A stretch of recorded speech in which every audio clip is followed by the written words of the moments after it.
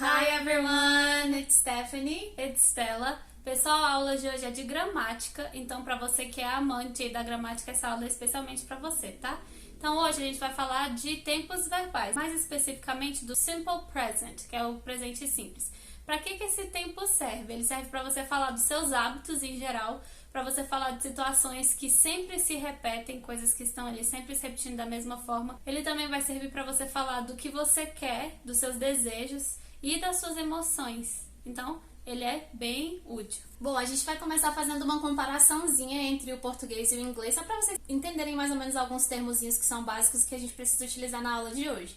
Ah, e detalhe, se você não assistiu ainda a nossa outra aula do Subject and Object Pronouns, que são os pronomes de sujeito e os pronomes de objeto, corre aqui para assistir, a gente vai deixar o link aqui embaixo, porque vai ser necessário nessa aula de hoje, ok? Então, meio que fazendo uma comparaçãozinha entre o português e o inglês. Então, se eu dissesse para vocês que a gente quer montar uma frase utilizando os verbos dançar e o verbo dormir. Eu vou colocar um exemplo aqui do lado e aí eu vou querer que vocês me digam o que é que tá errado nesse exemplo.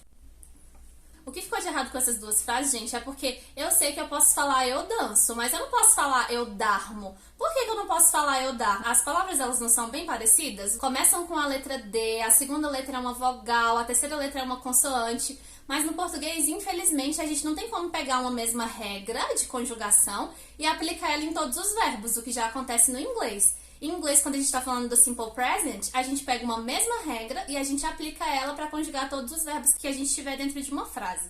Então, por exemplo, o que eu faço para conjugar um verbo quando ele está no português? Tenho aqui o verbo dançar. E aí esse ar, ir do final das frases, eles são o infinitivo dos verbos no português. Quando eu estudava, para ficar um pouquinho assim, com menos dúvida em relação ao que é infinitivo, eu pensava assim: uma palavra que está no infinitivo é uma palavra que eu posso fazer o que eu quiser com ela. Então, dançar, por exemplo, eu posso colocar ela no passado, posso colocar ela no presente, posso colocar ela no futuro. Então, poderia ficar eu dancei, eu danço, eu dançarei. Então, essa palavra ela está no infinitivo. Existem infinitas possibilidades que eu posso fazer com essa palavra. E aí, pra gente conjugar, a gente não tem que tirar ela do infinitivo e colocar ela no tempo verbal específico que a gente está aprendendo? Então, o exemplo do simple present, esse ar, ir do português, eles seriam o to, que é colocado antes dos verbos em inglês. Então, por exemplo, se eu quero falar o verbo dançar, estando no infinitivo, como é que ficaria em inglês? To dance. Se eu quiser falar do verbo amar em inglês, estando no infinitivo, como é que ficaria? To love. Então, esse to ele é o infinitivo dos verbos do português, só que ele é colocado no comecinho da palavra em inglês. Então, agora a gente vai tentar colocar isso na prática do inglês. Então, vamos pensar aqui nesse verbo, ó, to work. To work significa trabalhar. Então, a gente já sabe por que desse to, aí antes da palavra work, é para deixar essa terminaçãozinha ar, trabalhar. Só que quando eu vou conjugar esse verbo em inglês ele vai ficar work, work, work, work, work. Ou seja, vai ficar igual para praticamente todo mundo, coisa que não aconteceria em português. Em português eu diria trabalho, trabalha, trabalhamos. Ou seja, a gente tem que decorar inúmeras possibilidades para uma única palavra. Em inglês, a gente vai falar I work, you work, we work, you work, que é o you do plural, e they work, ou seja, igual para praticamente todo mundo. O único que vai mudar aí, em termos de conjugação, seria essa terceira pessoa do singular. Quem é? He, she, it.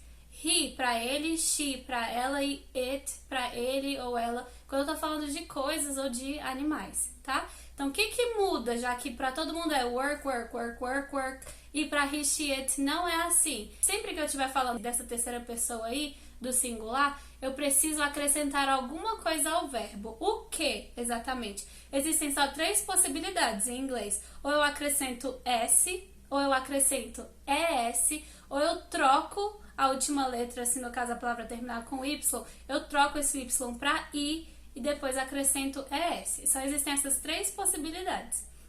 Agora, como é que você vai saber quando usar uma, quando usar outra? A gente vai começar pelas palavras com Y. Então, se a palavra terminou com uma vogal antes do Y, que é o caso de play, a única coisa que você faz é acrescentar um S para falar que ele joga, ele toca, ele brinca. Tá? Agora, se a letra que vem antes do Y for uma consoante, é o exemplo de cry, aí o que você vai fazer? Você vai tirar esse Y, colocar um I e depois acrescentar ES. Então, qual que é essa regra, basicamente?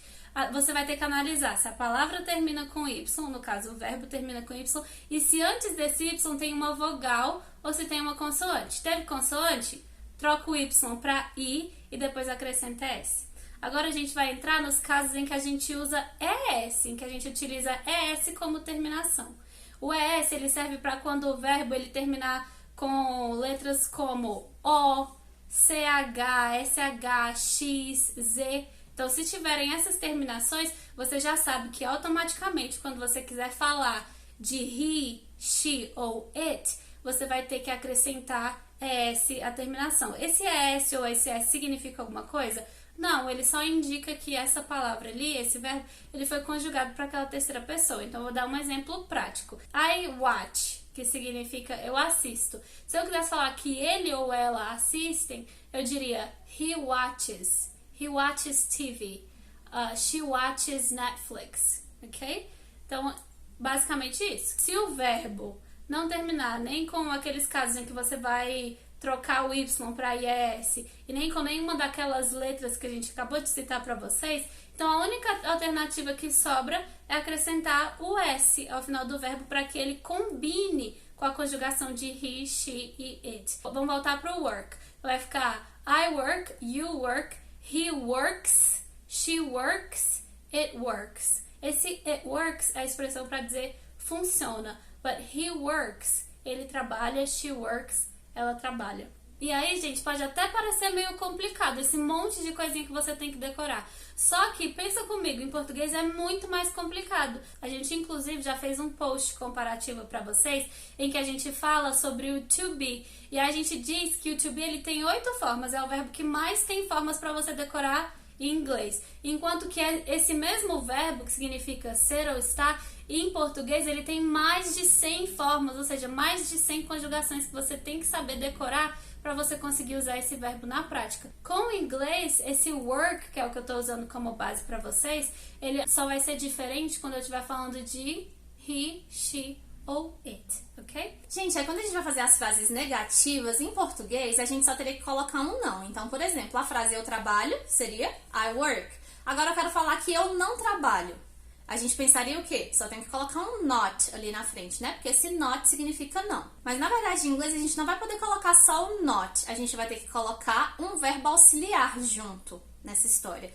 Então a frase correta não poderia ser I not work. A frase correta teria que ser I do not work.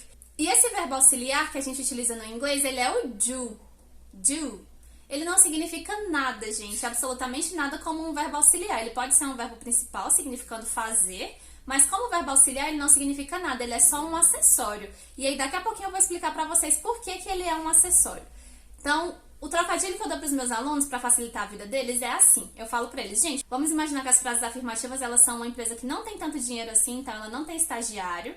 E vamos imaginar que as frases negativas, elas são uma empresa rica, elas têm estagiário. E é uma empresa de quê? Uma empresa de cimento. Lá nas frases afirmativas, se a gente fosse imaginar aquele Szinho lá que o he, o she e o it carregam como 500 quilos de cimento, e aí você chega na empresa rica, na empresa que tem estagiário, e aí falam assim, ou o dono da empresa vai carregar o saco de cimento, os 500 quilos de cimento, ou o estagiário vai carregar os 500 quilos de cimento. Para quem que vocês acham que ia sobrar? Então, eu costumo falar assim para os meus alunos. Esse do, apesar dele não significar nada, ele serve para carregar o cimento quando a gente está fazendo as frases utilizando o he, o she e o it.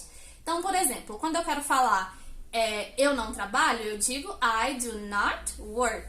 Você não trabalha? You do not work. Nós não trabalhamos? We do not work. Eles não trabalham? They do not work. Agora, quando chega no he, no she e no it, a gente não aprendeu lá na afirmativa que tinha que colocar um S nesses verbos? Então, esse estagiário, ele serve para quê? Ele vai servir para carregar o S no lugar do verbo principal. Então, por exemplo, se eu quero falar ela não trabalha, a gente imaginaria que a gente teria que montar a frase assim, ó. She do not works. Porque a gente lembra que quando o sujeito é he, she, it, a gente coloca um S. Só que nessa frase negativa, eu tenho um auxiliar, e esse auxiliar ele é quem? É o do. Aí vocês lembram lá que a Estela falou que toda vez que o verbo termina com a letra O, a gente acrescenta um E e um S nesse verbo? Então esse do ele vai ser transformado em does. Não vai ser mais o do quando eu estiver falando dos sujeitos he, she, it. E a gente não vai ter que colocar mais esse S no verbo principal. Por quê? Porque se esse S são 500 quilos de cimento, quem é que vai carregar esse S? Vai ser o estagiário. Então a frase correta ficaria como She does not work. Sem colocar esse S no verbo principal. Porque imagina que o verbo principal é o dono da empresa e que ele não vai carregar o S. Ele vai deixar para quem carregar? Pro estagiário, ok? E aí a gente também tem a abreviação desse do not e desse does not. A abreviação de do not, ela é don't. A abreviação de does not é doesn't. Então isso é só uma forma mais utilizada assim no dia a dia para falar não em inglês, ok? Então agora a gente vai deixar para vocês algumas palavras para que vocês consigam praticar, colocar essa regra aí em prática.